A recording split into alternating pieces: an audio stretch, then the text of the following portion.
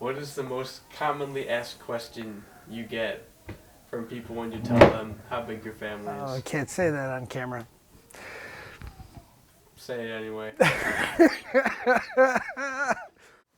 Well, we've always wanted our kids to be able to play music, but I think that what made me want them to play was probably a little bit of selfish motivation, because I always figured, well, if I need a bass player, I could make one. I'm Dominic. Yeah, I play bass. I should like fake cry and be like, please, not work. My family has no money.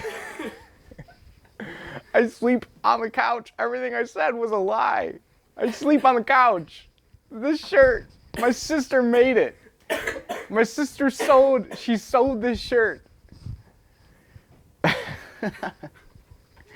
Yeah, we should do a separate interview. I should be like, growing up was very normal, especially when my sisters would sew my shirts together and my jeans were made out of rich fabrics. We had a llama farm. A llama farm was where we grew up the most.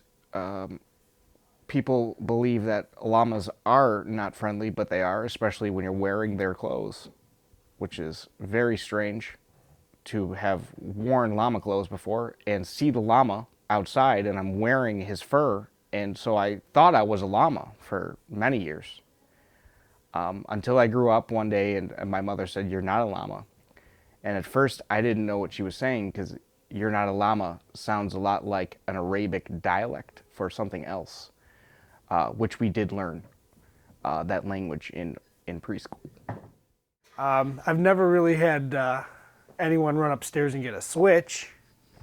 I remember when I was a child, if we did not eat all the food off our plate, we were beat savagely with twigs. We did not pick the twigs. My parents had our siblings pick the twigs. The sibling who you had the most tension with that day, they would make that sibling go outside and pick the twig, the switch. We didn't call it switch, so we called it twig, just to make ourselves feel better about getting whipped by a twig instead of a switch. And oh man, I remember some of those beatings. They were tough, real tough. And the worst though was one time I stole 6 packages of Bubblicious gum. I'll never forget. Candy cane. It was Christmas time, and we had to go home. And once my mom found out that I had stolen the candy cane Bubblicious gum, she had all the kids. It was wintertime. She had all the kids shovel the driveway and then pick out the biggest stone they could find in the driveway. And I was stoned nearly half to death. It was, I'll never forget that. And I haven't chewed Bubblicious since. I've tried. I just cannot bring myself to do it. Too many emotional scars. And really, any time that I'm chewing gum, I really have trouble chewing. Yeah. It was beautiful. Thank you for sharing. I had it zoomed in right on your face. So just your face was on the screen. That's way funnier. On the ultimate hack, which is kind of funny, I play a little bit of everything that a musician should be able to play. So I could probably sit in with your band and play 2 chords. So give me a call if you'd like. My phone number is... Yeah, I'm kind of the brother that Robert and we like to get along sometimes when he's home, and other times when he's not home, but then I visit him, then it's okay too. I don't know. What's about me that is nothing else and no one else? Julie does the bills, and Julie takes care of the money. I just kind of give her the check every week. Here you go. And that's how that goes.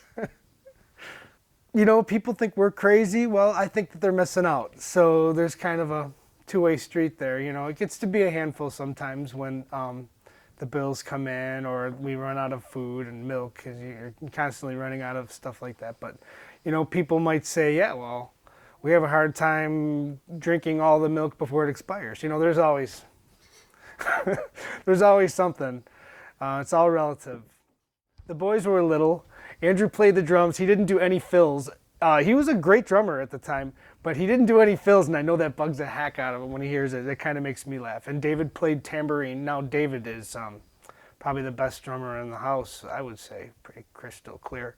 Although Johnny and Andrew can really, really hold their own. They're very talented. Robert played bass, you know. How old were you? Like 10, maybe 10 years old? I think I was 10. So Robert really did a great job on that CD. It's, you know, it took a lot of takes, but it ultimately paid off. I'm not going to tell you about splicing and stuff like that because that wouldn't be right. For the non-musician, Robert was amazing on that thing. For the people with Pro Tools in their laptop, well, yeah, kind of, you know what I mean? Johnny is so talented. He's such a good singer-songwriter. He blows me out of the water at his age, and I really thought that I was like the guy when I was his age. And he probably thinks that about himself too. I play the bass guitar, the drums, and the harmonica. I sing and I write songs too.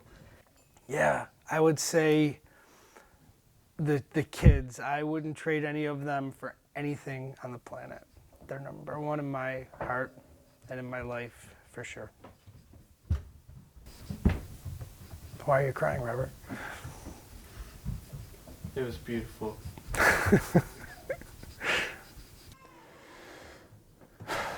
I love it.